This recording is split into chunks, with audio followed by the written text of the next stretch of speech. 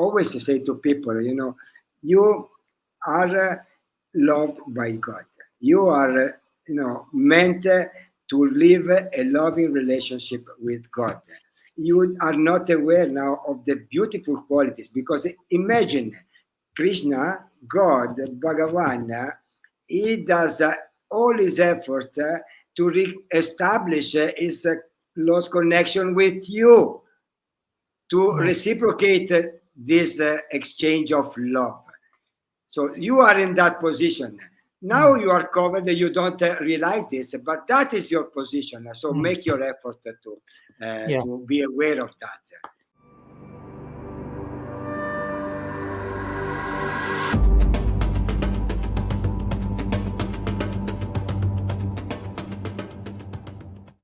Hello, everyone, and welcome back to the Free Radical Podcast. I'm thrilled to meet a good friend today, a friend of mine, fellow Vaishnava monk, Sripad Raddhanti Swami. So Bhaktivedanta Raddhanti Maharaj, he's a Gaudiya Vaishnava monk. He's dedicated to spreading the message of bhakti, or universal divine love, as he received from his spiritual teacher, Srila Bhakti Vaibhav Puri Maharaj. He was born in Sicily, in Italy, in 1964. He grew up in northern Italy, and he encountered racial discrimination there, and this type of experiences instilled in him a deep aversion to violence and a natural propensity towards spirituality from his youth, which took him to embrace the path of bhakti, especially because of how bhakti presented the beauty and the sweetness side, so to say, of the absolute truth as predominant over other aspects like justice, fear, opulence, and so on. Raddhanti Swami presently resides in Vrindavan in India, where he's engaged in advanced studies with the aim of developing and organizing some programs to introduce bhakti in Sicily, in Italy. For those who would like to connect with him, I'm sharing his email, which is Raddhanti with double D and H, then Raddhanti Swami with W at gmail.com. Raddhanti Swami at gmail.com. So we've had a great time with Maharaj. I always like to meet with friends, by sannyasi fellow friends like him. We talked about so many topics. Person and persona, individuality, individuation, religious masks that we may put, religious shields and armors, responsibility as responsibility, having the ability to respond, and in complex situations, vows, when to follow vows, when to break vows to accept a higher vow, surrender, and especially unconditional love as a phase of surrendering to the fact that we are the beloved of God. So many rich topics that were, for me, a journey unto themselves. So I would like to invite you to join the journey. This is the Free Radical Podcast. So to support it, please subscribe to our channel by clicking on the bell. And if you feel nourished by the conversation, please like it, share it, and drop your thoughts in the comments section below so we can keep our interaction vibrant, alive, and ongoing. So without further ado, dear friends, here is Raddhanti Swami. Jai, dear Maharaji. Thank you so much for joining us in our Free Radical Podcast. Very honored to have see you now, dear friend of mine. Jai, thank you very much for inviting me. I'm very, very happy to be here and sharing with you. And I'm happy, and also for all the people, the listeners. Thank you. Can have some hopefully can have some good hint with this conversation. Yeah. I mean, that has been my experience with you every time we have met. For a few times in the past, we have always had, in my opinion at least, hopefully yours also, we have had very productive, fruitful, inspiring conversations and interactions. So I have faith it was again. It was the same for me, obviously. So it's very much important in my consideration, and to enter in heart by heart conversation with people. Mhm. Yeah, yeah. Despite of, As we yeah, were talking before starting the recording, I may mention that you were mentioning this idea of the Latin word persona, how yeah, that means mask, and how you were thinking before the conversation, how that you wouldn't like to put on a mask in a conversation like this, but we would like to sometimes when there is a more formal invitation, the masks tend to come. So we want to have it as relaxed, as informal, as intimate as possible. yes, absolutely. I was looking about this term that yes, originally, I mean, in the Latin, the idea of persona is related with the mask, as you said. But there is also, there are theories about the use of this term, starting from the Greeks, Mm-hmm. in the Trinity theology, and one of the three mainly hypotheses is that persona is used like in the human individual, concrete and empiric. This is something that sounds more, related to the real self.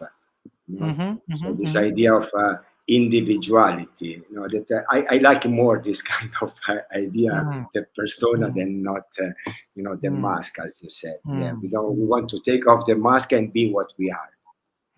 Yeah, yeah. Mhm.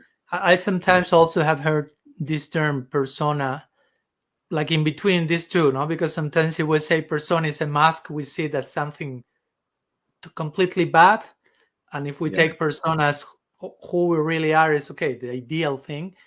But Mhm. sometimes persona is also described in terms of we may have, like, I don't know, you and me are sannyasis, and a sannyasi is a certain on some level at least is expected to be in a certain way, or to perform some particular service to the community. And we will talk more later today about that. But so in one sense we can have a religious persona, something, or if you are Yeah. like the president of a country, you have a certain persona to perform your function, which is not Yeah. entirely bad.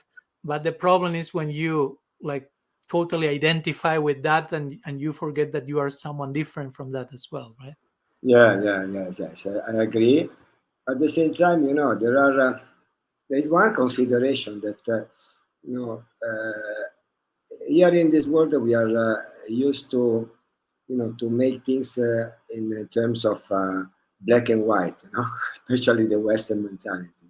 Mm. And but we should also open our mind and enter into the whole scale of grace that there are in between these two extremes. Hmm. Hmm. And this is something important. I mean, if we just refer to the idea that we are individual, like in the Bhagavad Gita, the famous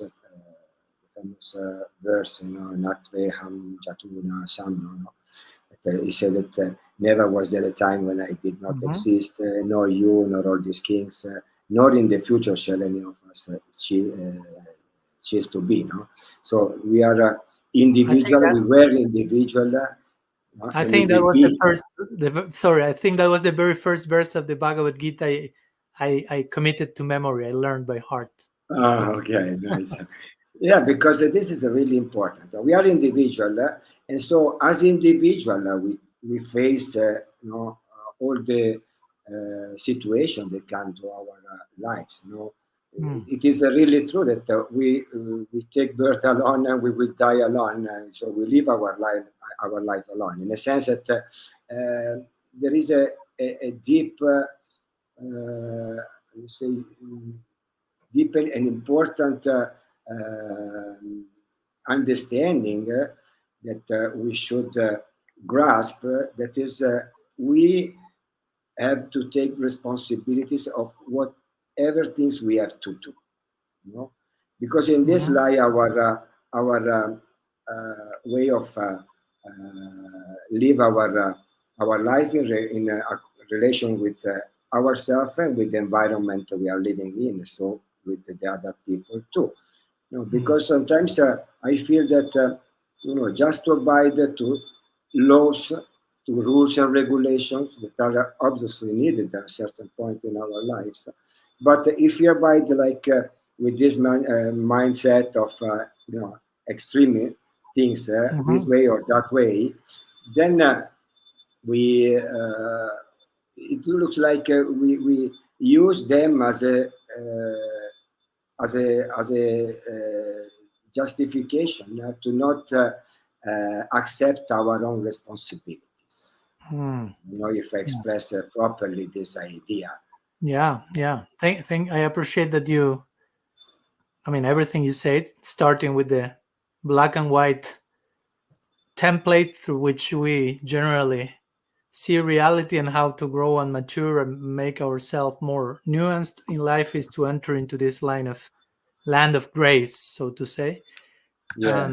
And the word responsibility for me is very important. I appreciate you pound the post, you emphasize that a little bit. I like to Mm. make a play. I like to make play of words, and one of those is with responsibility, which is, I like to describe responsibility as response ability, right? Okay. Like to have Right. the ability to respond, as you mentioned, to whatever is expected Exactly. from us, to what we are supposed to do, how we are supposed to do it. So to be Exactly. responsible, yeah, to be responsible means to be response able, no, to be able to respond to what life is asking from us. No, I remember Exactly. this. I don't know if you have read this book by Viktor Frankl, Man's Search for Meaning. That's Yes. very Yes. Yes. interesting. Yes. Yeah, Very who interesting. didn't read that book? And at one Yeah. point, probably one of the most famous lines of the book, he says something like, instead of asking, what do I expect from life? We should ask ourselves, what does life What expect does from life me? expect from me? Yeah. Yeah. So Correct. again, responsibility, right? How able Yes. I am to respond to the expectations, so to say. Exactly. And obviously, this is the way we accept our level of understanding about all these things, you know, Hmm. is like to accept the place where we are. From there, we can go ahead in our research, in our path, without pretending to be somewhere else or in a place different from where we are. I mean, I love. I think I told you once. I love this analogy of having this body like having a GPS. No, nowadays we all move around everywhere with the GPS application. Okay, but we have a GPS, but we don't know where we are and we don't know where we have to go. What's the use of the GPS? We Mm, cannot use it. mm, So it's mm, very much important to understand where I am and where I want to go. In this way, I can be able to respond to what's happening to me, which route I have to choose, which I don't have to choose. This is everything lie on my own realization, on my own morality, on my own ethic, on my own dharma. mhm, Yes. I mean, mhm, because let's say, for example, there are so many incidents in history that shows us that everything lie on our own abilities, as you say, to respond on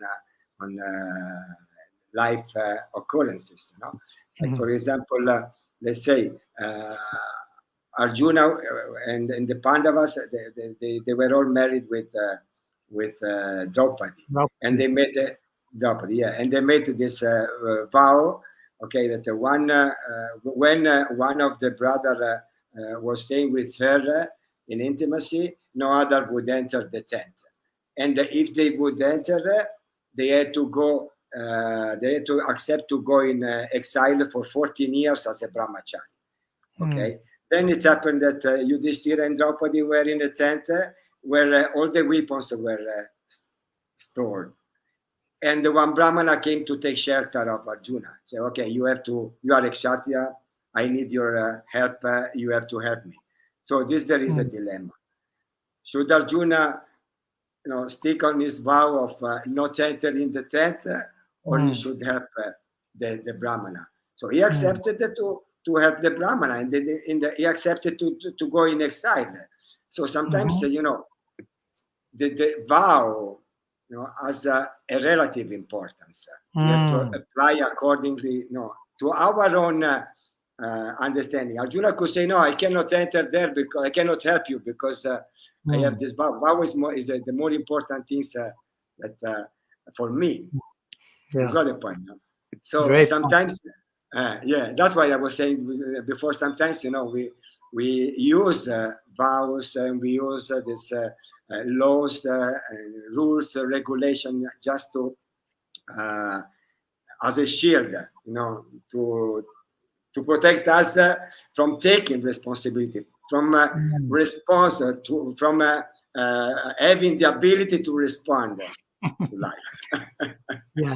Wow. Yeah. And what you Yeah, say, Maharaj, makes me think, of course, about speaking about vows, speaking about adhikar, like you mentioned, like acknowledging where we are, speaking about taking more responsibility yeah, by first acknowledging where we are.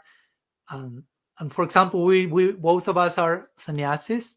So yeah, that in itself is a vow, right? Sannyas brata, yeah, sometimes it's called.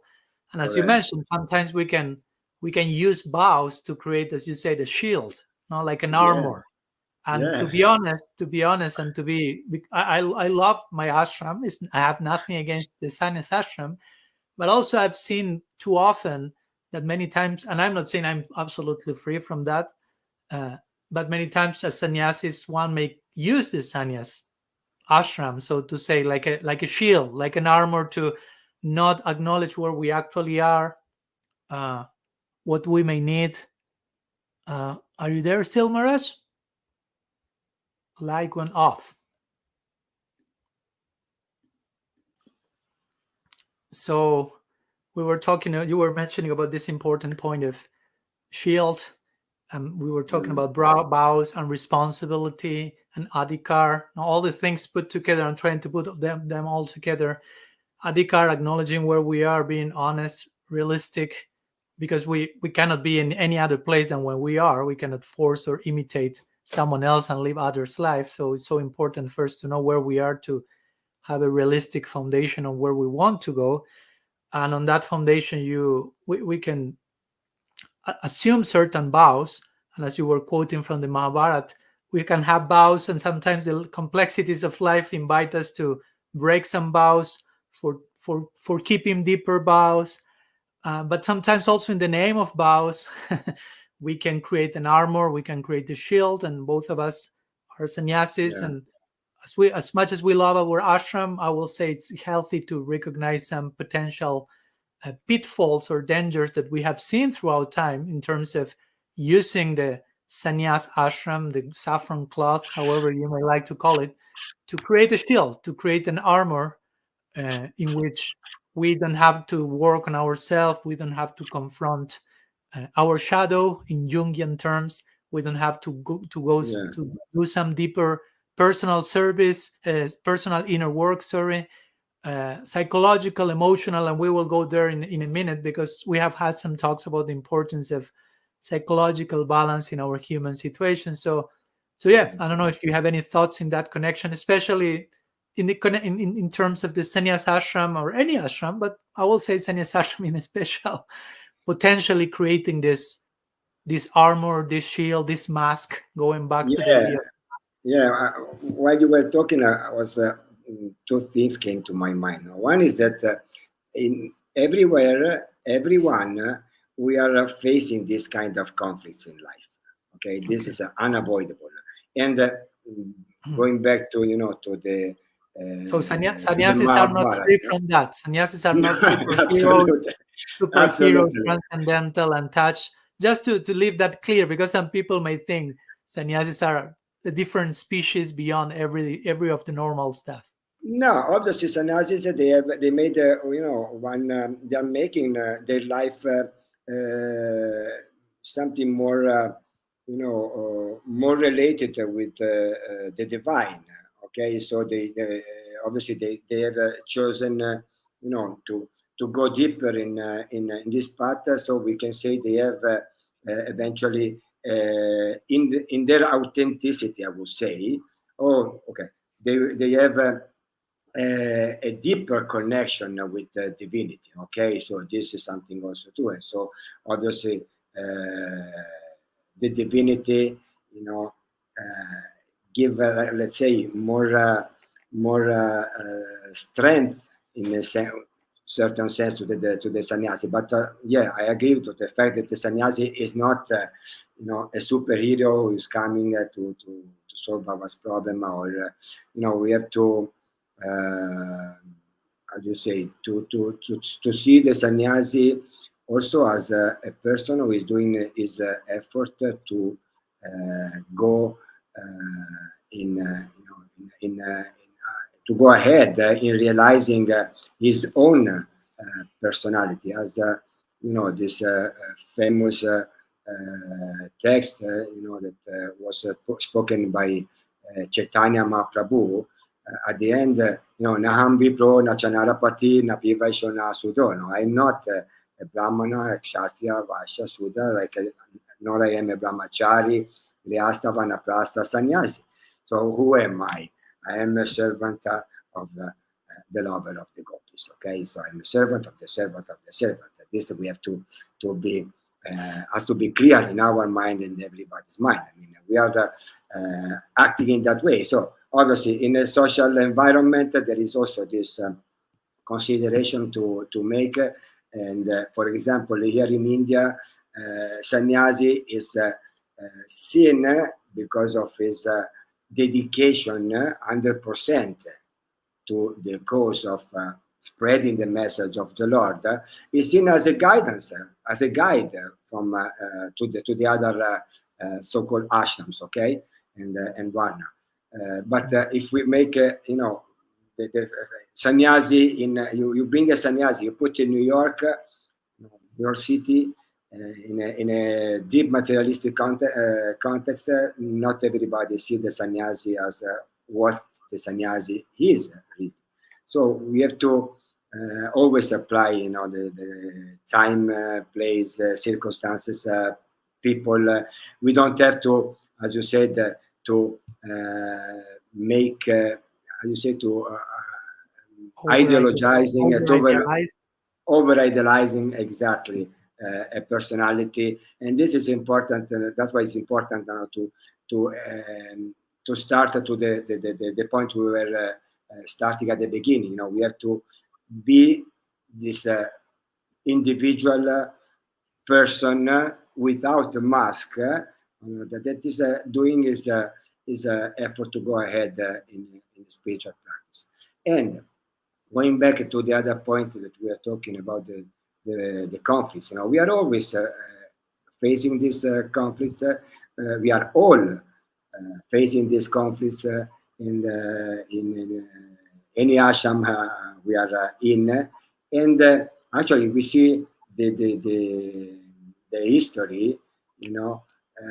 There is no clear, let's say, normative indications of what is wrong and what is right, because actually there are not indeed an absolute answer about this. Everything depends on one's own decision. One faces the consequences, and this brings, in this. You say tension between free will and determinism. This is the karma conception. Okay, so we accept our responsibilities. As you said, we try to have the ability to respond to what life is bringing to us.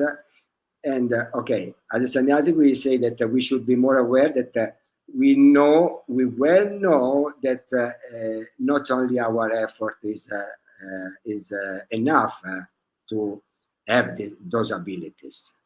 Okay, so we see, no, yeah, Maharaj.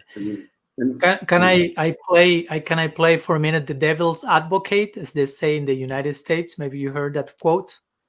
No, but please. Okay, let's the Purva Pakshi in our tradition, like bring some because you were mentioning in one sense that the sannyasis make their life more related to the divine, and they have a deeper connection than those who are not sannyasis. And to be They honest, should be. I They, don't have that. I don't agree with that. they Much should have, I said. as much as I love you, and we can love with differences of opinion. But Yes. I've seen many devotees like our grihastas or any other ashram, and they are equally advanced or more advanced. And at the end of the day, our tradition is bhakti, so it's not so much tied to renunciation, but dedication, and any Yes. ashram can provide that, so to say. So I wouldn't say that necessarily. Of course, there are many sannyasis who are more advanced than many non-sannyasis, but also I will say there are many non-sannyasis who are more advanced than many sannyasis.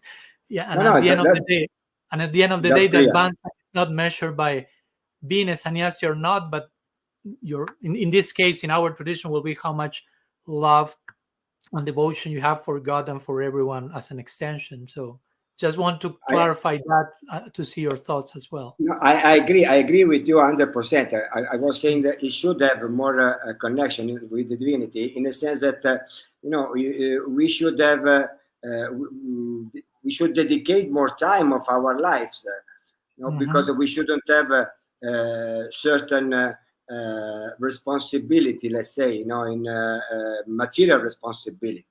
Let's say Mhm. this is Mhm. the Varnashrama system. We know that nowadays is not really working. So I agree with what you say. Finally, it's not depending of the dress we have, but it's depending of the intention we have. It's depending on the love we develop really, and the way we live that love. Mhm. Absolutely. But Yeah. in social Yeah. term, I was saying that like we say, we place the sannyasi in India, and still today in the Indians, they have this idea, because they were in them samskara, they got these impressions in Yeah. in Yeah. themselves. Now that the sannyasi has this kind of role, so that nowadays sannyasi is not playing that role. This is another question. Mm.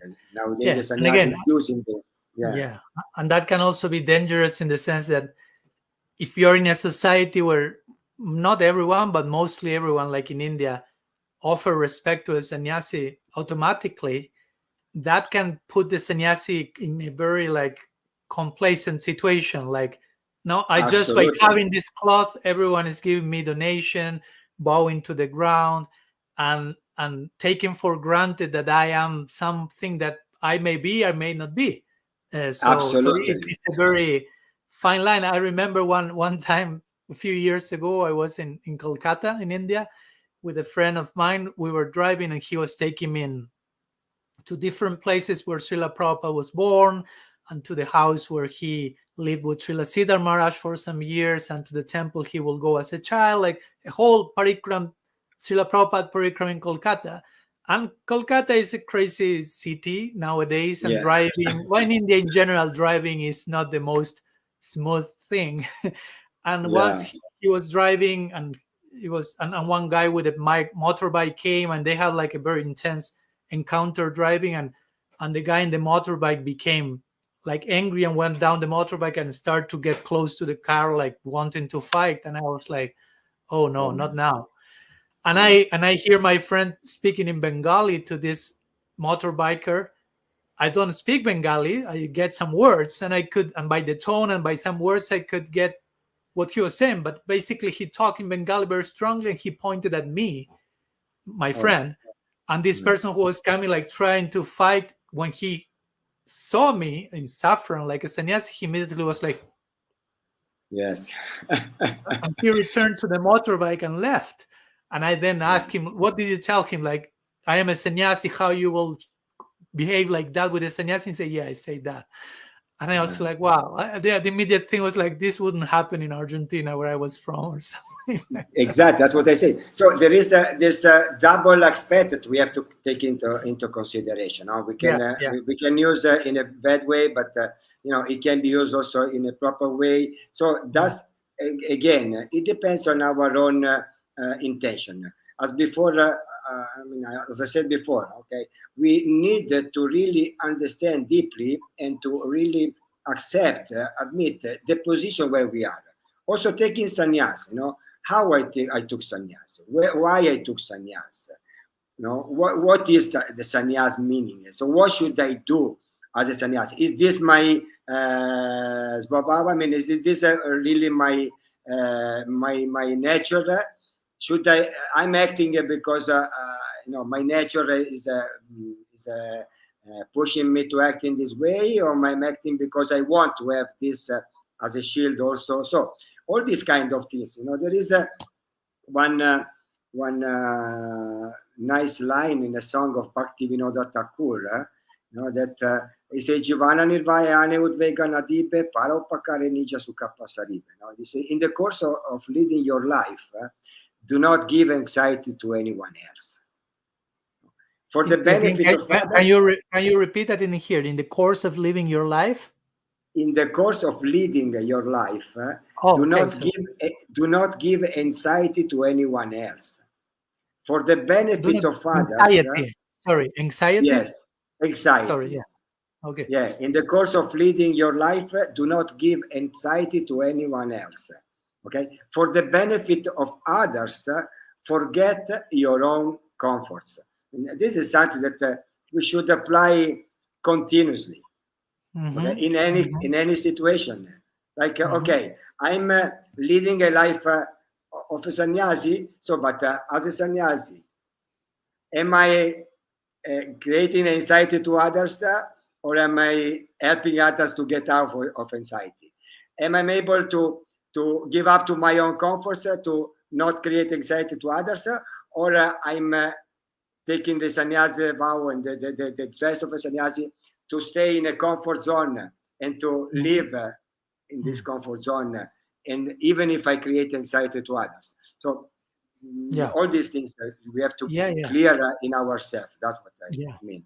Yeah, and I was thinking, even I will say, to give an example of a sannyasa or even a grihasta, let's say a devotee who has a nature, a swabhav, to have a family.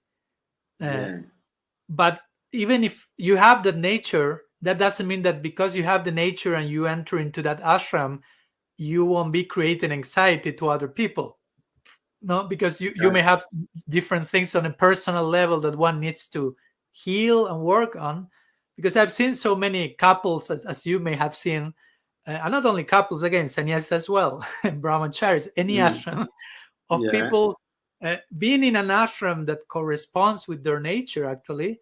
But that's not enough even. You need also to be on a personal level, working on what you need to work. As you say, adhikar, acknowledging where you are, what you need. Because if not, still you will become a source of anxiety to your husband, to your wife, to your children, to your companions in the monastic place.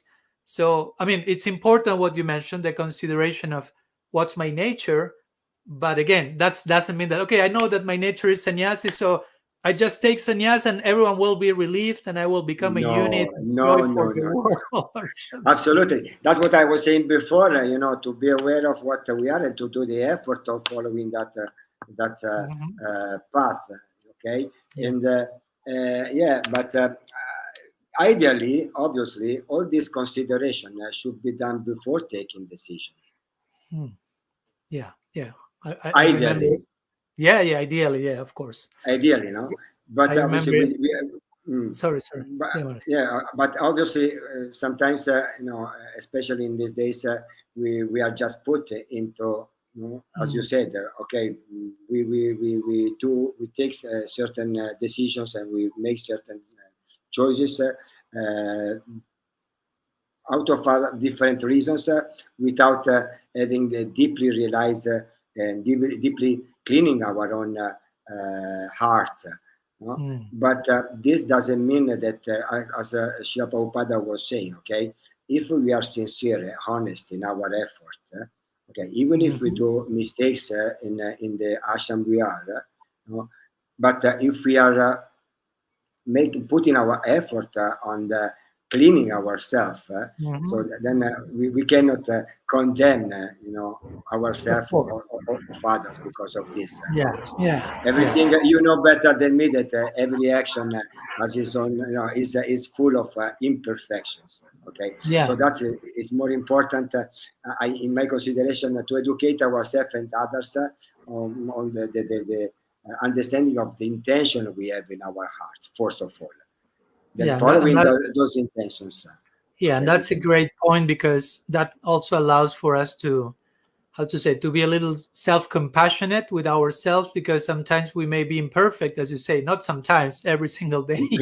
As we Yes, have that sannyasis, because if not, if we this develop this perfectionist idea, like I have to be in sannyasi in this way or grihastha in this way, or we wait to become no, pure and perfect to take that vow, that will never happen. So we need to take responsibilities, knowing we will be imperfect, but at the same time taking the responsibilities in a way that we, as you say, we waited for some time, we thought about it, and we know we will be able, ideally, again, ideally, to maintain those things on some level, while at the same time we are still not perfect, right? Because if not, we go to these two extremes of over yeah, idealization and perfectionism, and only when I'm this perfection standard of Raghunath yeah, Das Goswami, I will do that. That will never happen.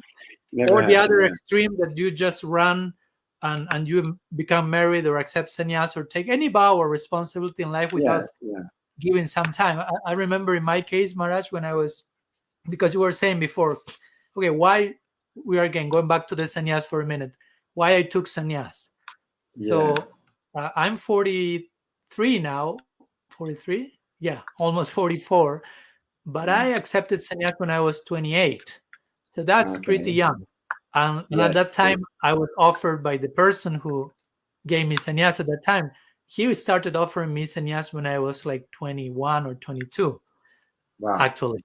So that was a little bit too much. Although I always felt that's for me. That's kind of my nature. I kind of never doubted that. It was kind of Mm. normal for me. But at the same time, I felt I'm 21. No, I'm such a baby. So if Yeah. I, even if it's my nature and I accept sannyas, and even if I, from which place I will be doing, how I will understand the commitment, how much anxiety will I be creating for others and for me even. So I remember talking with a dear friend of mine at the time, and he told me, why don't you think about the idea for 10 years? So that was something I appreciated. He invited me to give the idea some time, think for it, about it for a decade. So Yes. I did almost that. So I waited for like for 8 9 years, and I will say even after those 10 years, I thought, I prayed, and I felt, yeah, I will do it. But now looking back, like that was 15 years ago, looking back from where I am now as a sannyasi, it's very different from the place I accepted sannyas even when I was 28. I mean, with my Yes. best intentions, with my utmost sincerity, I accept sannyas at 28. But still, there were so many things that I will never, how to say, I could even imagine, because I didn't have the experience, the age, the maturity, and I just needed to live life. And I'm sure in 25 more years, if I look back, I will be in a very different place than I am now. So yeah, to accept Is that life every way. yeah, absolutely. It's completely it's dynamic. I don't It's know a how it was continuous. in your case. Yeah, how it was Yeah, in yeah, your yeah. case. I was thinking the same. I mean, to share my Okay. experience, it was almost the same. I mean, when I was young, when I joined the devotees, I was, I was told that was my nature. Okay, but okay, I say I spent many years in as a student, and try to serve senior devotees. And then at a certain point I say okay, but I still have the idea of marriage, for example. Okay, I wanted to marry, and so Krishna uh, played with me for different years. I was trying, going in some direction to marry something, and then Krishna was pushing me back again with brahmacharis, devotees, and not making this marriage happen. And actually, uh, when I first met the person who offered me sannyasi, it was the same person that did it for you, with you. When I first met him, I was ready to marry. I was already engaged with one Indian lady, and we were ready to marry. In less than a month, we had already the fixed the date in the temple in Mathura to marry. But that day, when I met this person, he asked me, well, "What are you going to do?" And I told him, "I will go to marry." And for 3 times, he told me, "No, you have to take sannyas." And for 3 times I told him, "No, I'm going to marry." So then I left him. The same night I went to visit that lady, and she told me that she changed her mind, and she said, I don't want to marry anymore. So then in my mind, in my heart, I said, okay, something must be there with this person and the divinity, okay? So I went to him, I accepted to serve him, and after several years, I accepted the sannyasi from him. But even though, as a sannyasi, I had many doubts. I spent some years also to realize, really, but okay, this is what I want. This is my nature, really, or this is what Krishna wants me to do to serve him. Many questions came into my heart, and finally I had some answers, and so I accepted this responsibility, but with the understanding that I'm not on the perfect stage. I want to go to that stage, and I'm in a stage that I am in my position. That doesn't mean sannyasi position. I'm in my position as a spiritualist, okay, as a trying to be devotee, okay. And from that point, I will go. I accept it because life brought me to this point of okay, this is the best way I can live my nature, but not because I dressed in this way and I accepted my nature, as you said, I am already perfect. No, that's completely, insane to think this. It's still entering into these boxes. Then, okay, you are brahmachari, or now you are sannyasi, now you are grihastha, or now you are vanaprastha. So you have to, you have this perfection if you act this way or in that way. No. Yeah. Okay. Yeah. Thank you for sharing also openly about your doubts and struggles you may have had. And again, every one of us have them, I will say. The point is that sometimes the religious persona or certain even social dynamics do not promote that one may be honest about sharing. Well, I'm on my journey. I'm not saying everyone is on the same place. Of course, some people may be very much advanced, but I think it's, how to say, it's hopeful to see that people with advancement, or anyone. No, I mean, everyone has their own type of advancement, but to see even very advanced people that we can clearly see, okay, this is a very spiritually connected soul, and they can share, okay, I've gone through this struggle, I've gone through these doubts, I've gone through this journey, so we can also have a role model to identify with, no? Because sometimes if every sannyasi of every guru or every leader is already a pure devotee, a nitya siddha, we will think, okay, so I don't have any example for me to identify with, because all of them come from above and I'm where I am. And it can be discouraging instead of nourishing faith, although we may present those things trying to nourish faith. No, they are all nitya siddhas, all pure devotees, all perfect, but that may create the opposite effect, that people may get discouraged because they cannot relate to the situation. So I appreciate your opening and sharing part of your journey, which I think at the end is what nourishes faith, not witnessing the but I mean, this is sorry to interrupt, but we come back to the personal level, to the individuality. We cannot, even Krishna says, there are three kinds of people. There are the personal people who are saying in this world that they are not perfect. Nobody is perfect in this world. Then there are people who are perfect in the spiritual world, and then there is me, Krishna. So we are here, we are not perfect. Not everybody, as you say, they come from that level here. And even the people who come from that level here, they show imperfection here sometimes also to Yeah. attract us, before Mm, showing their perfect stage. And the mm, perfect stage, not always that they show to everybody, because of what you said, because of the danger of creating false expectations, and and this danger of not being real in our own quest, in our own mm, path, because mm. we this is something you were mentioned before, Assisi, for example, and there is something that happened historically in Assisi with St. Francis, obviously. Okay, St. Yeah. Francis show is being a person, okay, who was struggling in his life, and he found a way to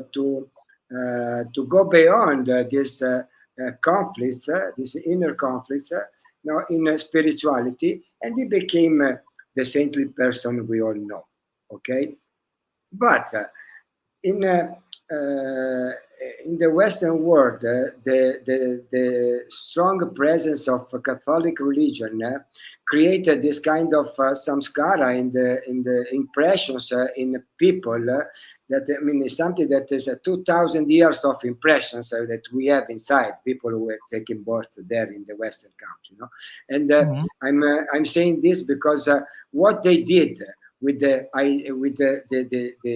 person of Saint Francis of Assisi. They create one idealization. Okay, Mhm. Mhm. They paid Giotto, the painter, to make all the diorama, all the painting of the life of Assisi, putting him in a position just to convey one basic message. He is a saintly person. You all are sinners. You Mm, cannot be like him. mm. You need our blessing to go to that stage. Okay, this Yeah. was a Yeah. political message. Yeah. Okay, so we have this impression, but we have to go out of this also now. We have the chance to say, okay, I'm a sinner. Okay, I don't want to be a sinner, so I follow a path, and to go from a sinner to a saint, it can take one moment. We know, because it depends on the mercy of the Lord. It can take Mhm. one moment. It can take years. It can take lifetimes. So we just it's like we are in front of divinity. We are like a child in front of a big mountain. We are here. Big mountain is there. We want to go there. We have to make our path to go. Mhm. Mhm. Yeah.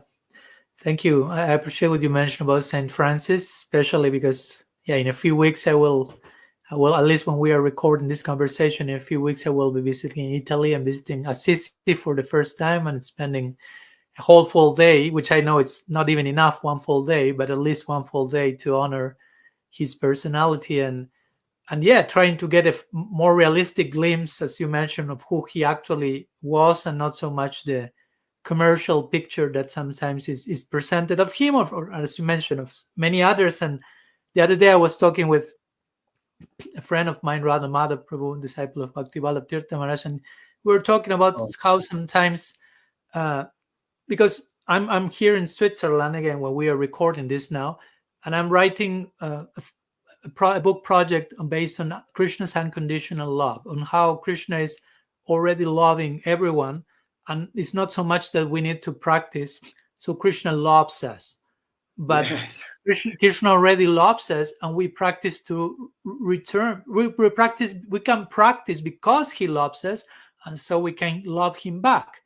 But many times in our tradition and other traditions, this idea is not so emphasized. It's more like, as you say, you are unworthy, you are unlovable, you are low, and you have to do this, so you can earn and deserve God's love, which is very distorted idea. So I was talking with Radha Madhav because I was thinking, why? Because I'm researching in our shastras, and it's so much present the idea that Krishna is the well-wishing friend of every living being, and he wants the best for everyone, and he loves everyone.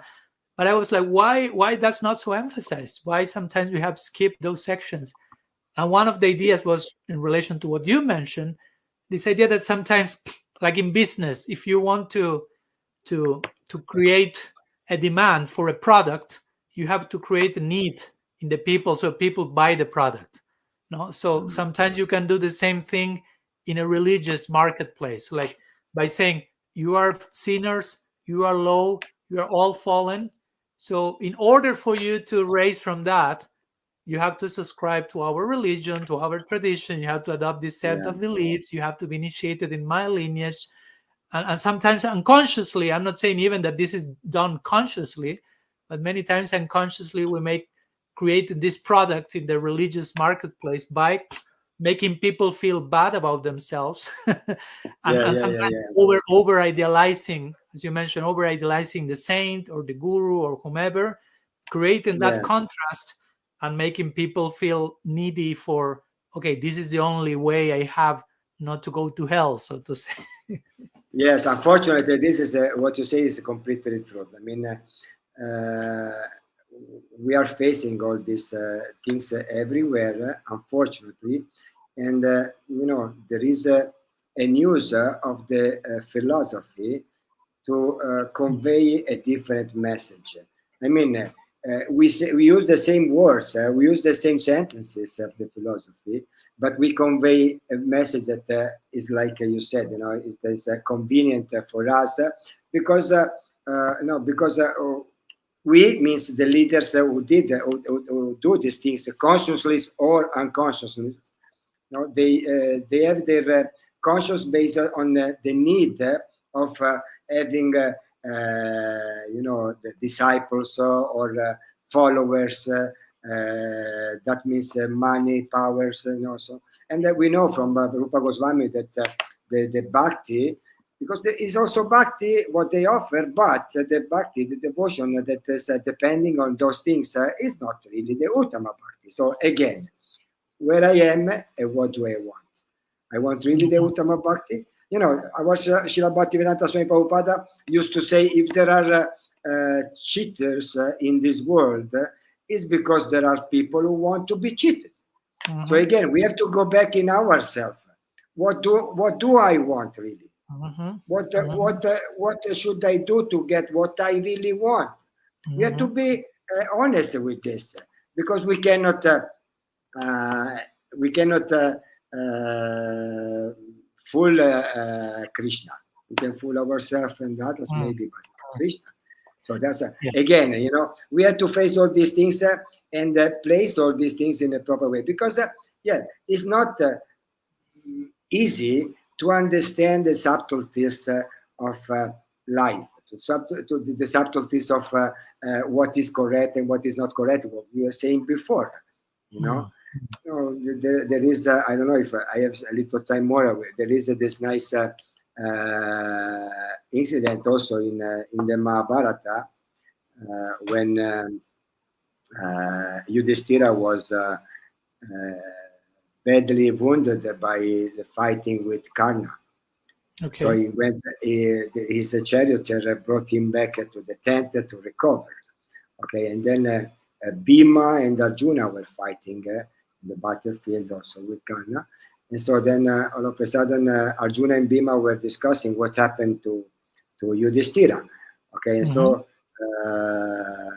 Arjuna said to Bhima said to Arjuna, he's wounded very badly in the tent.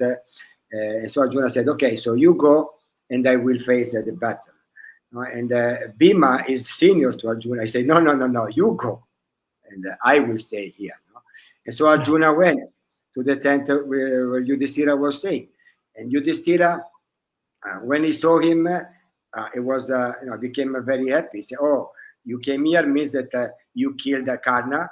So you came here to give me this news." And Arjuna said, "No, actually, I came here and I didn't kill him. You know the story. So I came here just to see what." You should drop your Gandiva. Yeah, exactly. That's the point. So then Arjuna wanted tell the story. Tell the story for those who do not know the rest of the story. So then I said, Yudhishthira inquired to him, why you left the battlefield? You didn't kill Karna. You're supposed to do this before coming here. But I was worrying about you. And what about Bhima? You left him there alone in the battlefield. So you are not really following your Kshatriya Dharma. So you should give up your own Gandiva. The weapon, okay, the bow. So and then Arjuna, he took the sword. He took his sword to kill Yudhishthira, his own brother. Because And I don't know if you know that part, because he made a vow in the past that yes, and then Krishna, sorry. sorry, and Krishna stopped him and said, "What are you doing?"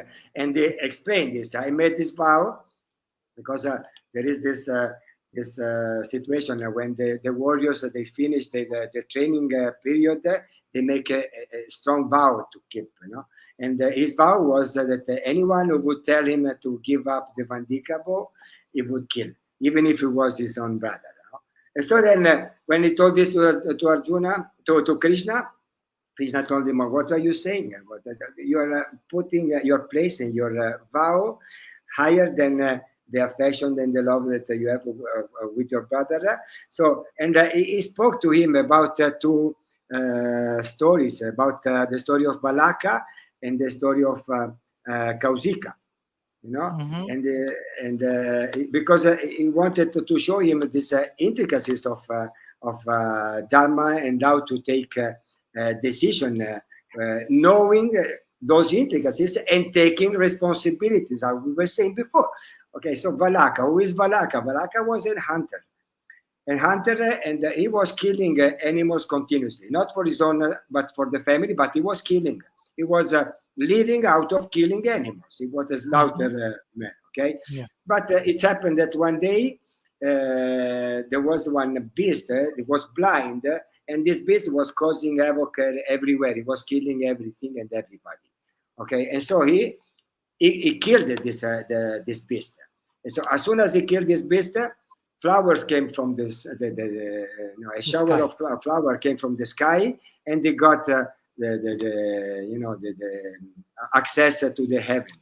So he was slaughtered, and he got he was glorified by the heavenly citizens. Kaushika, instead, he was a Brahmana. He was stick to his vow of being truthfulness, truthful. Okay, yeah. And he was continuously. He was only say the truth, and he was living in his ashram. He was a perfect sannyasi, let's say. Okay, but what happened? Then some villagers were escaping from the village because the thieves were following them to kill them, and they escaped in the forest. And this thief, they came to in front of Kausika, and they told him, "Okay, have you seen these people? In name of the truth, you have to tell us. You saw them?"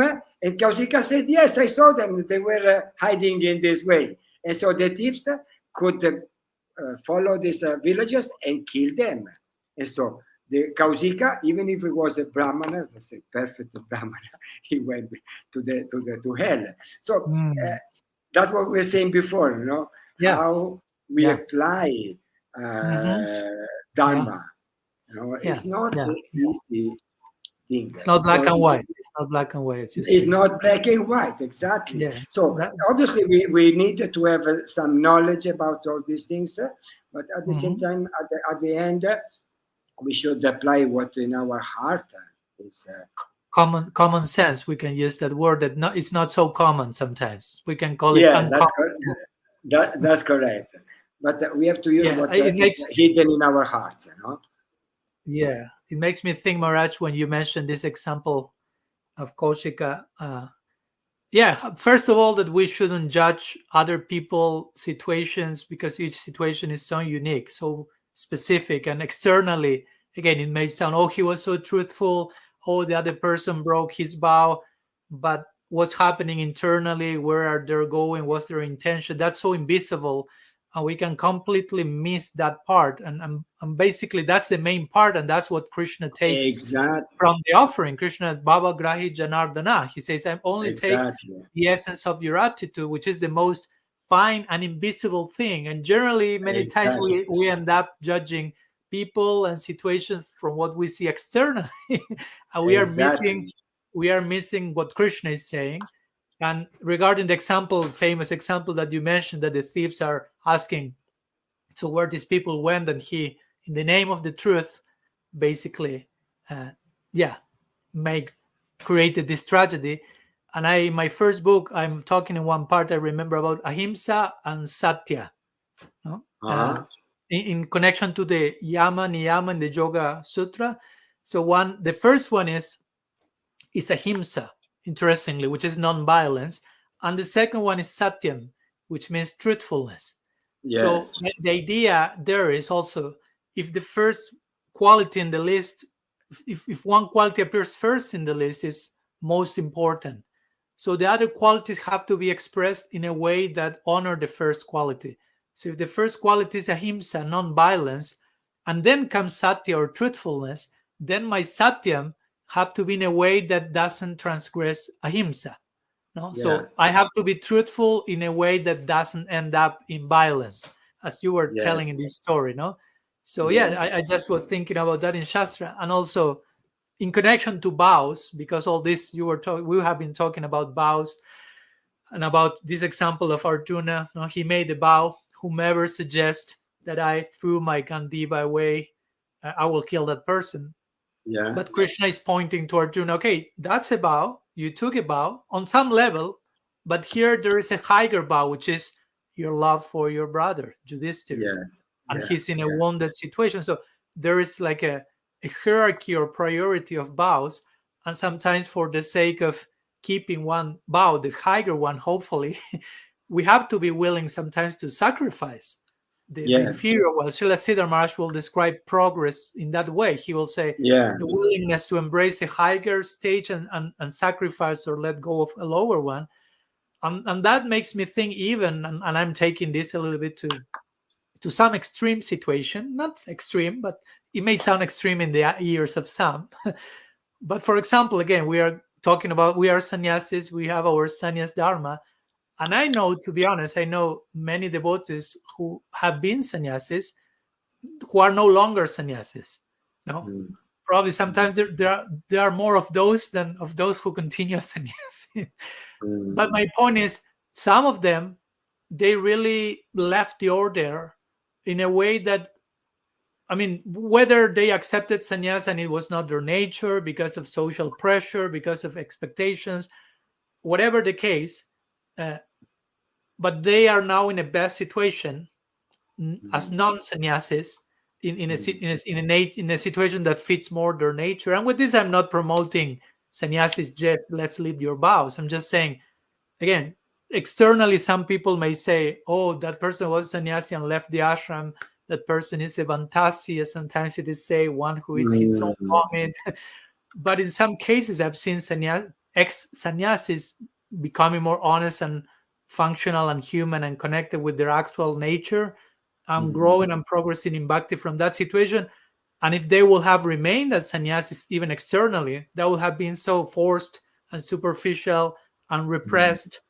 And sometimes I know I've seen some sannyasis who continue externally as sannyasis, but internally they are very lonely, very Disturbed. isolated, very Disturbed. dysfunctional. Yeah. So, even they do not break, quote unquote, their vows in terms of sexual activity or whatever, but internally there may be this dysfunctional, psychologically, humanly. So at the end of the day, what's most important? What's the value, so to say, of following that vow in that way?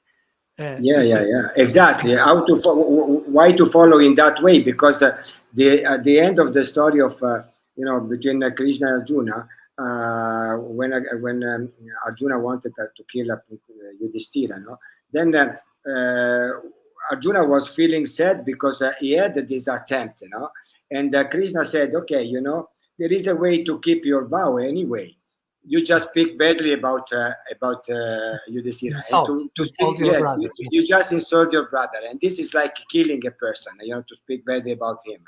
And then he said, but I also I want to commit suicide because I did all these bad things to my brother. I mean, first I wanted to kill him, then now I'm insulting him. He said, okay, now you kill yourself, speaking good about you, okay, praising yourself, because like praising yourself is like committing a suicide.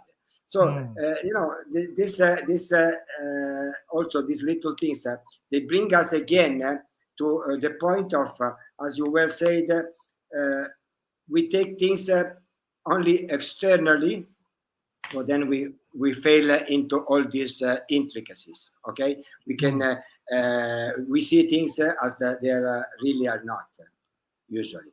Okay, so we go inside ourselves. This is the only way we can avoid this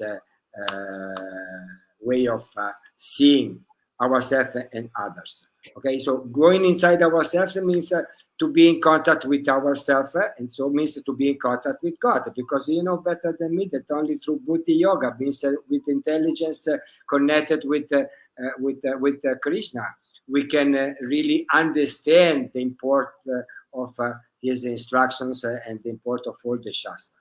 Anyway, so okay, this is the point that we should focus on. Sharanagati. I am really surrendered to this or not.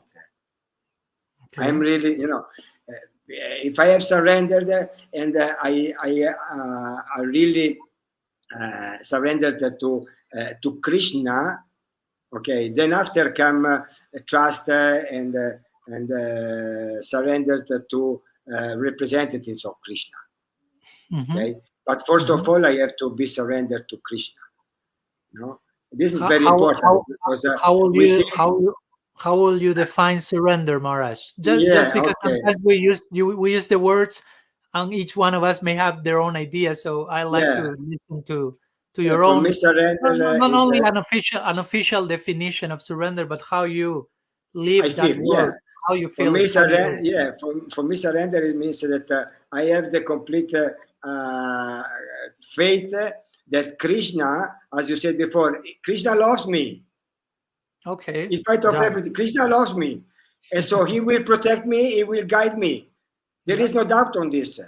Okay, like we see the example in the Putana Lila in Vrindavana. Okay, Putana could make full of all the inhabitants of Vrindavana, but he couldn't fool Krishna.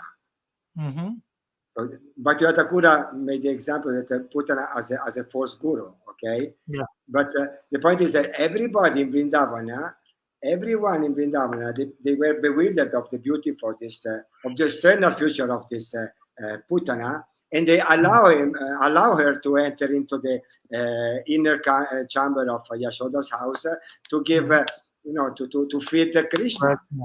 Yeah, exactly. But Krishna said, no, you don't fool me. So we have to be this faith that Krishna cannot be fooled from anyone. So Krishna loves me.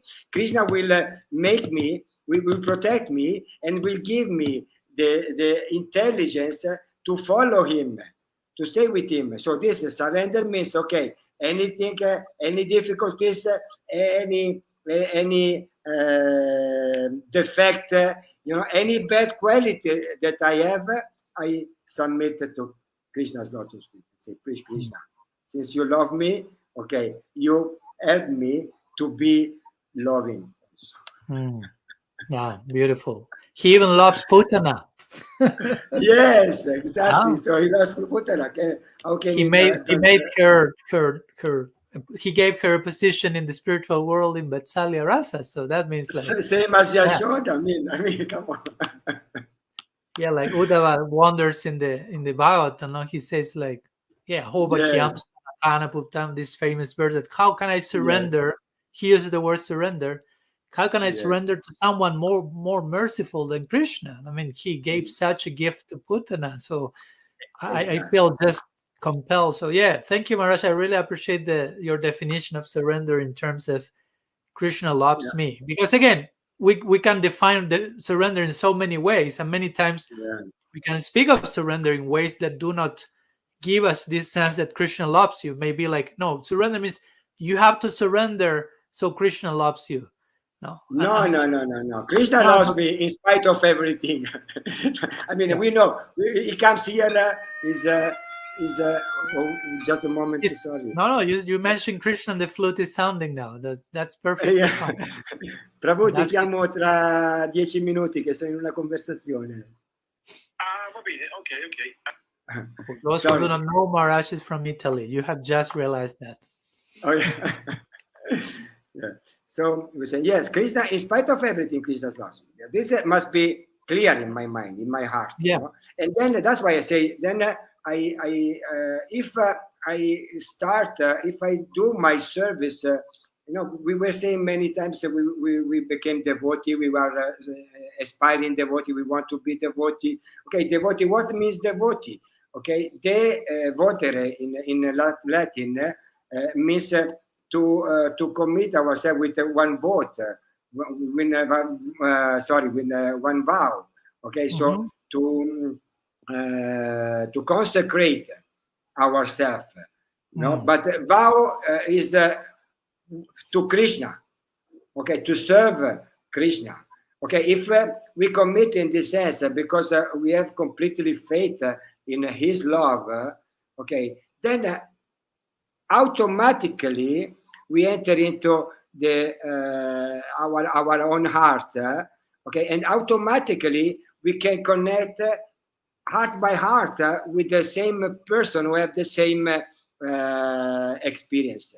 I mean, as disciples, let's say, as people who need the guidance, okay, if we have this kind of surrender to Krishna, then Krishna will send naturally the proper guide that want to fool us, that want to take advantage of us. But if this is not clear, so if we are not still we are loving other things, then obviously Krishna has to make us understand that our love is not one pointed.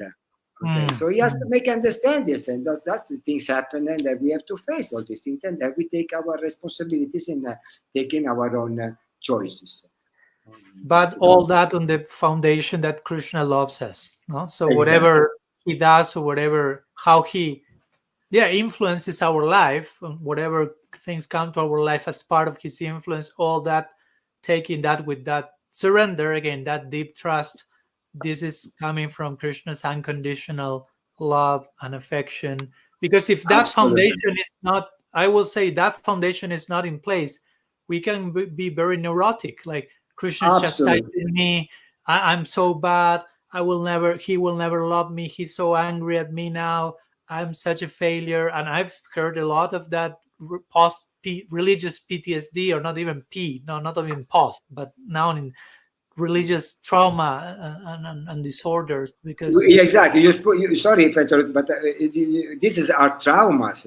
People are traumatized there, and even the leaders who say these things are traumatized, and they are conveying their trauma to others. Exactly. But we have to rely on our own experience. We have to rely on our own human experience. When we were child, okay, we many times our mothers,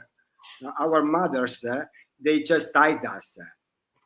But at the end of the day, we were sleeping in their lap, embraced by them, embraced by their loves.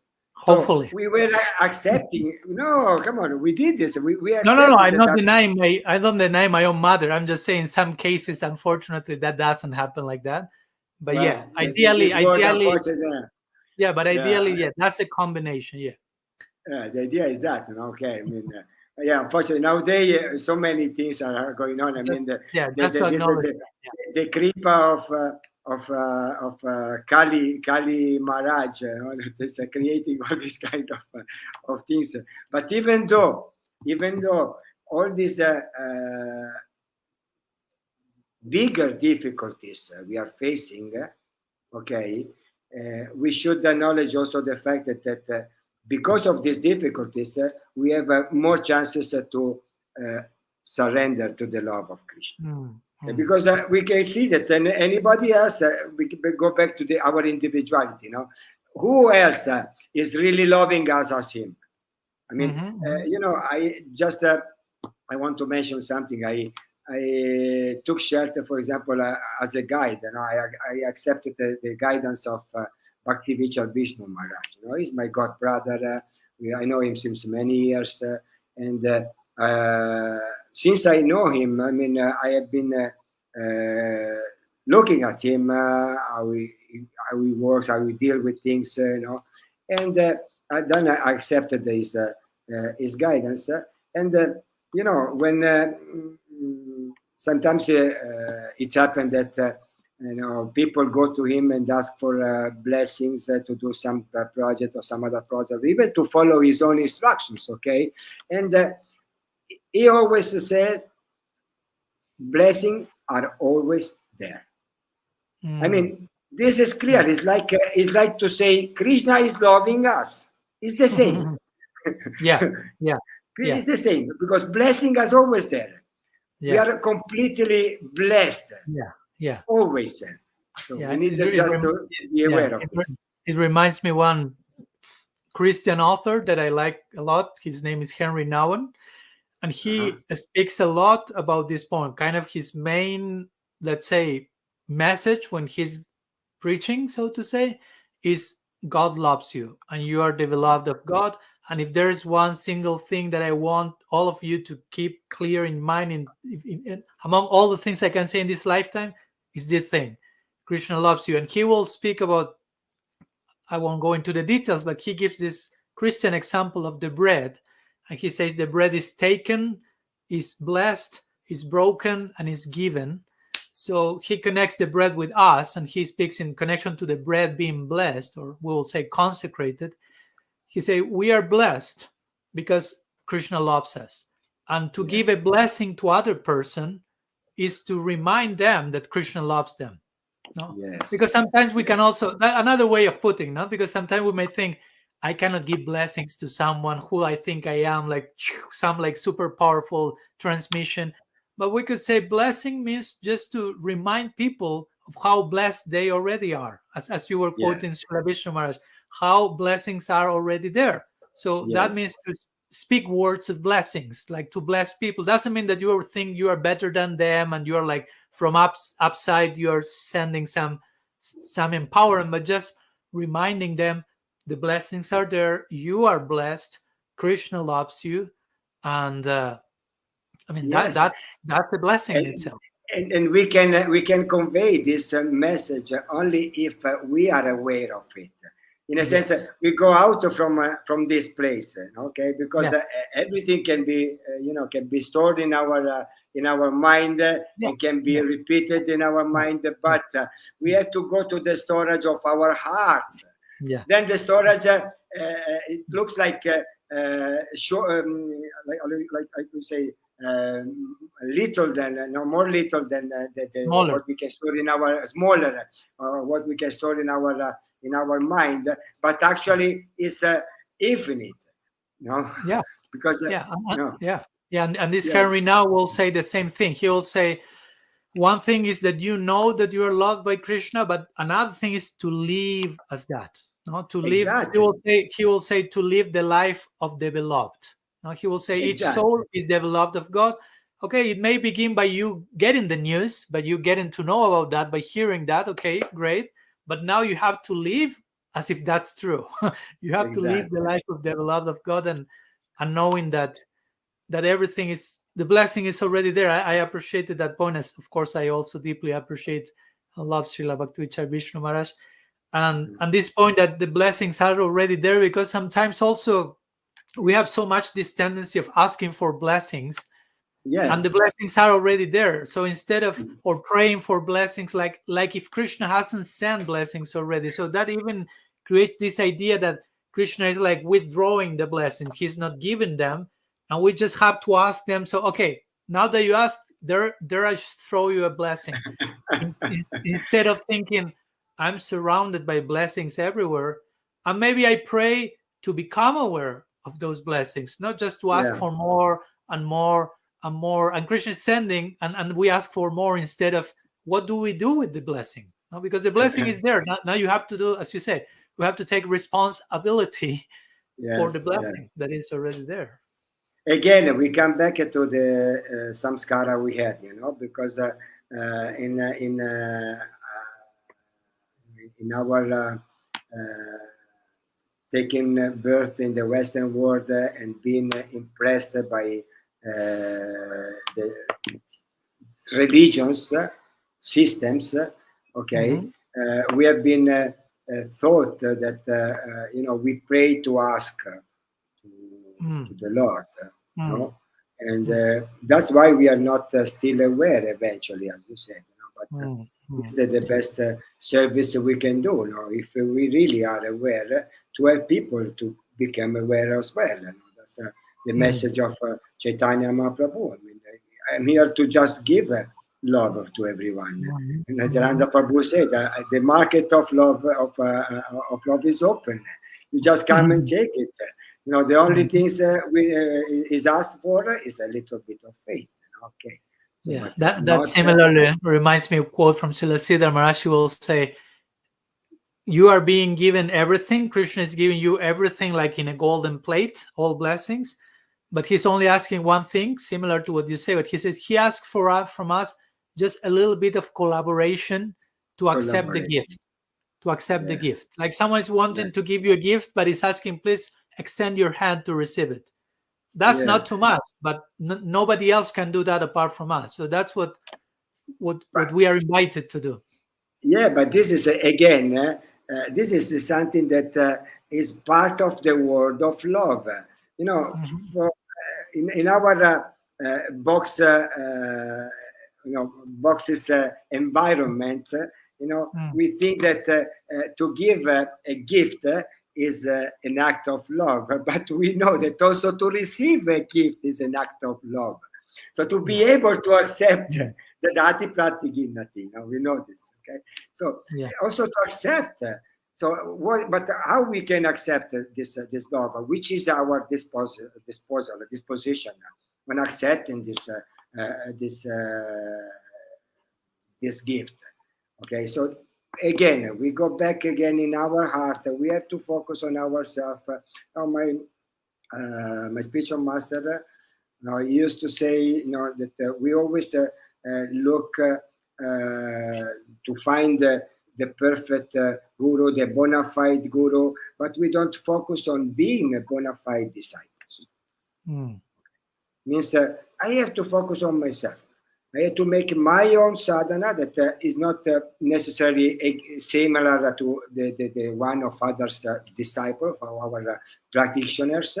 I have to follow my own sadhana for my own purification, being aware that I need to do that, to purify myself, to purify my heart, in order to be able to accept and receive this gift and make what the best use of the gift, because gift, the same name means, to give to others. Mhm. If I receive something and I hold for myself, is not anymore a gift. Huh. Yeah. Thank you for sharing. I was thinking, yeah, the disciple could be redefined as a receiver. No, like we Mm, have to be, as you say, we have, as you were quoting your Gurudev, we have to see, okay, how, okay, because sometimes we may think, okay, where is my guru? Where is my guru? Where is my guru? But the first question is where I am as a disciple, exactly. right? How willing I am to be a disciple. And one could define a disciple as someone who is working to be a proper, how to say, a proper vessel, a proper receiver of the gift of love. Because again, Yes, Krishna is giving the love, Guru is giving the love, sadhus are giving the love, but how much I'm trained, I'm able to receive, to extend the hand to receive the gift again. So you were exactly. mentioning, because sometimes we Exactly. emphasize too much giving and loving and serving, and we forget that receiving is half of that equation also. It's not about, Exactly.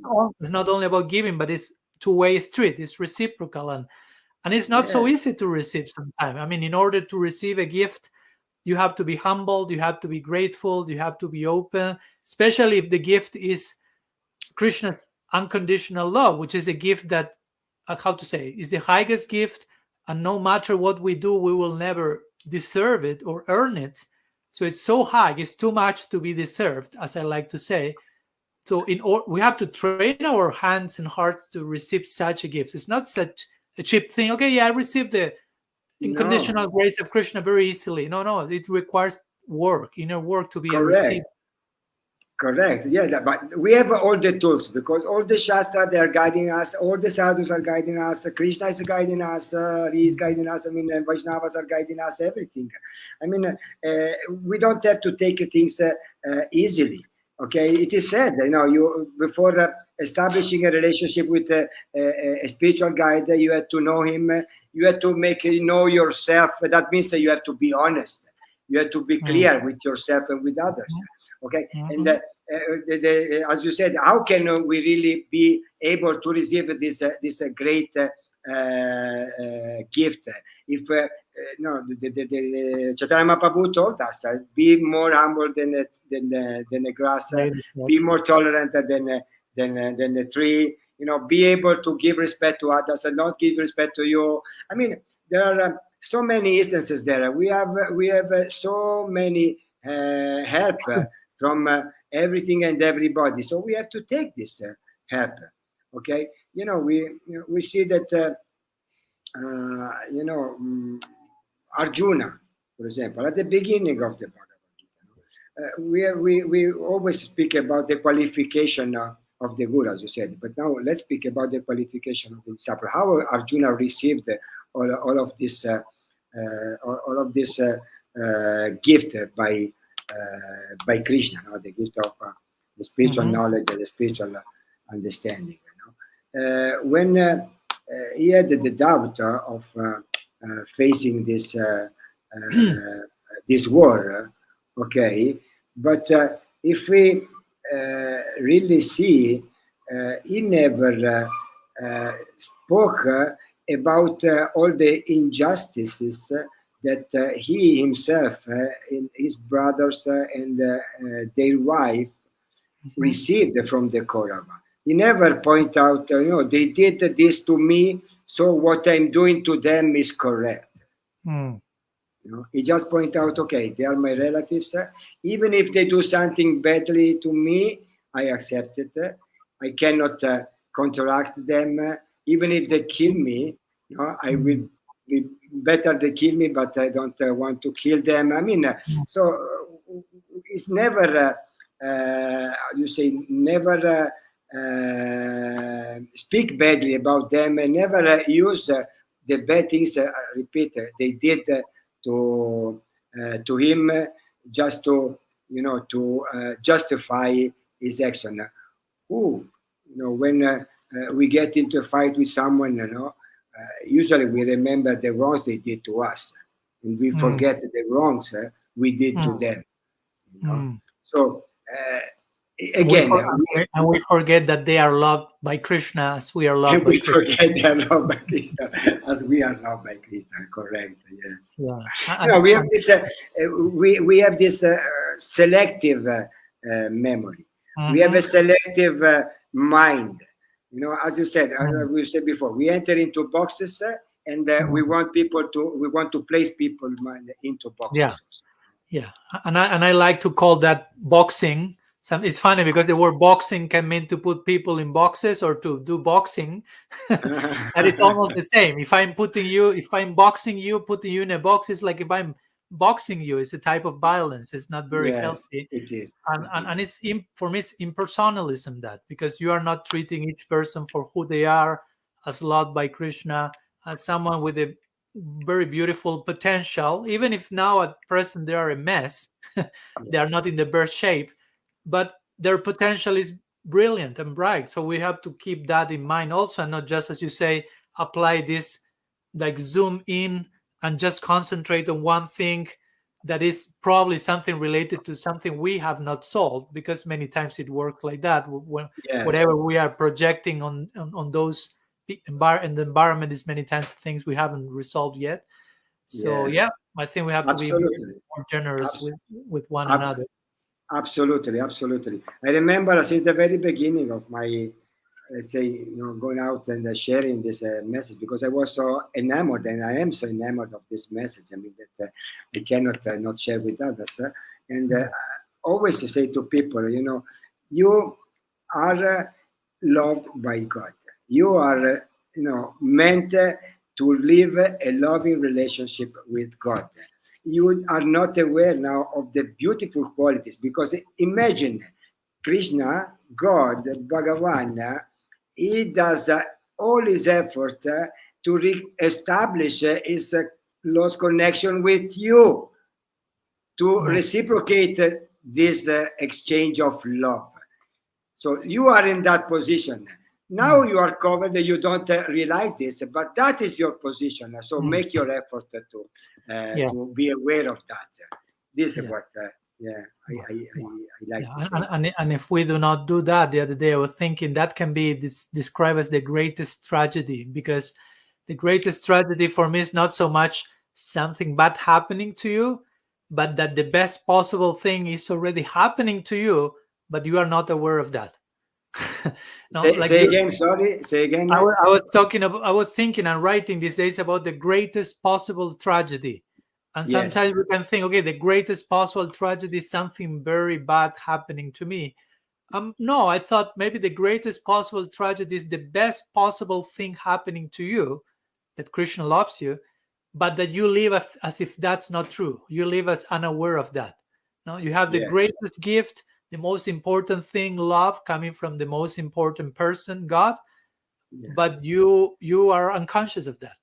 So in its own way, that's a tragedy, because that's a tragedy. The gift is there, the treasure is there, but we live our whole life running after some little drop of love, while actually the greatest quantity and quality of love is already coming, but we are looking in another direction. So I agree with you on how important it is for us, if we are trying to send some message of hope.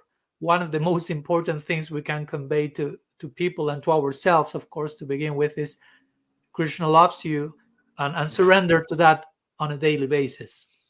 I agree with you with this definition of the best tragedy, and if you allow me, I would add also another things that is, that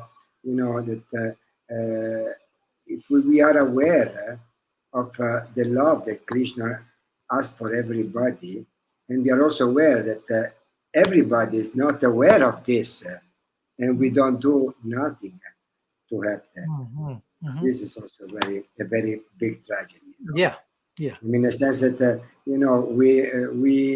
we became if we don't become emphatic with the distress and the miseries of everybody else, if we don't feel those miseries like our own, then we cannot be able really to receive this gift of love, and so consequently we cannot be shared. So that's why compassion is so important, and this should be driving whatever we try to do as an attempt of sharing the message. Ideally, hopefully it comes from a place of, as you described, compassion and empathy and connection with this beautiful reality of Krishna's love, and also with the tragedy of not being aware of that. Not only others, also I will say I am aware of some level, but there are so many levels I'm not aware of that yet. and the more aware we become of that, the more we can reciprocate, give back the embrace, as I like to see, for proportionately, not proportionately, but for the proper reasons. Now, if I'm aware that Krishna loves me 1%, probably I will be able to give myself to him on that small measure. But when I'm fully aware of how Krishna loves us, naturally we will be so inspired to dedicate our lives more and more. I understand what you say, but let's take this percentage out. Let's just stop the sentence. Let's take this percentage off. Let's just stop the sentence in Krishna loves me. I have to be aware that Krishna loves me. Loves means love. Loss means, there is no, how do you say, expectations in a sense, you have to act in a way or another way. You act bad and you are not loved. Yeah. You act good and you are loved. You are loved. Stop. Yeah. So you got the point. There is this famous stories of Krishna and Sudama going to collect the dry woods. This now when they are on the tree and Sudama, when everything happened, he was crying, saying to Krishna, "Not, I did so many bad things. I lied to you. I ate all the rice that instead of sharing with you and telling you that I lost it. The story. But what Krishna told him. What are you saying? We are friends. In friends, there is not this kind of deceptions. If we are friends, we are friends. If I love you, I love you. Because if I love you, and my love depends on how you act, this is not love. Yeah. Okay, you did something bad, I stop loving you. So what kind of love is this? So this we have to be aware. Krishna is loving us.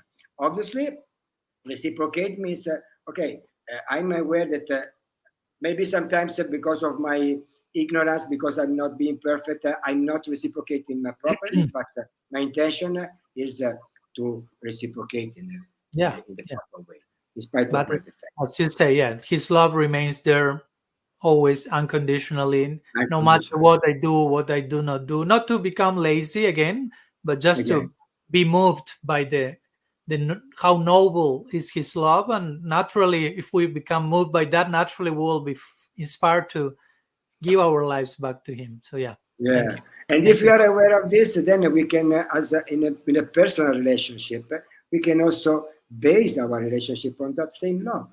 Am I able to love you and to be, to be able to accept you as you are, and not as I like you to be. Exactly. So this I have to focus on, and I have to be aware, able to give you that love. Yeah. This should be. And by extension, we can learn to accept ourselves, in one sense, for who we are. Absolutely. Krishna is loving me. There is something about me that is good, and he's loving that. I need to accept that instead of sometimes having so much self-rejection and self-denial and toxic shame and low self-esteem in a way that is not humility. Because sometimes in the name of humility, we end up becoming depressed, and I'm the worst, and this and that, and ends up being a lot about me. I am this low, and I'm this instead of so. You're right. Yes. Well, Maharaj, I don't want to take more of your time. You are there in Vrindavan now. It's quite late, actually. But I don't know if before we conclude, you have any final words to say, any concluding thoughts that come to your mind, your heart, that you would like to share with our audience today? I just want to thank you and all of the audience because I would ask forgiveness if I said anything that I could have disturbed you, and sorry for taking your time because it's also so valuable.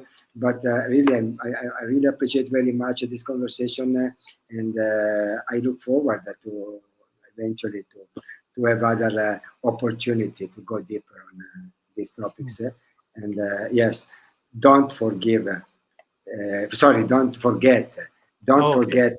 Never forget that Krishna loves us. I say this not only to you. I say this also to me. Obviously, I need to hear it every single day, many times. We need to hear this. So never forget that Krishna loves us, and is a sincere representative. They also loves us. Thank you, Maharaj, and thank you for being a sincere representative who is very clearly transmitting that love to me and to others. So very blessed, very happy to have you here today in our meeting, and looking forward to meet you soon in a few months, hopefully in India, and continue with more chapters of our conversation personally. Thank you so much. Absolutely. Look forward to see you soon. We stay in Yeah. touch. Hare Krishna. Haribol, Hare Krishna. Thank you all for tuning in to the Free Radical podcast and accompanying me and Raddhanti Swami in this conversation. Wonderful conversation, in my opinion, hopefully yours as well. And again, if you enjoyed our conversation, please, you're invited to support us by subscribing to the channel, to the podcast, clicking the bell, and your likes, shares, comments, of course, support us and help us to be able to continue with these necessary discussions. And as usual, whatever depth, whatever gift you feel you have been given today, please pay back by paying forward and extending whatever grace has knocked on your door through this conversation and blessing other people's life. As we talk today, to bless other people is to remind them of their own blessedness. So hopefully in today's conversation, you were properly reminded of this so you can become a transparent, be a medium and a vehicle and extend that same blessing and blessedness to others. So see you in 2 weeks for our next episode of the Free Radical Podcast.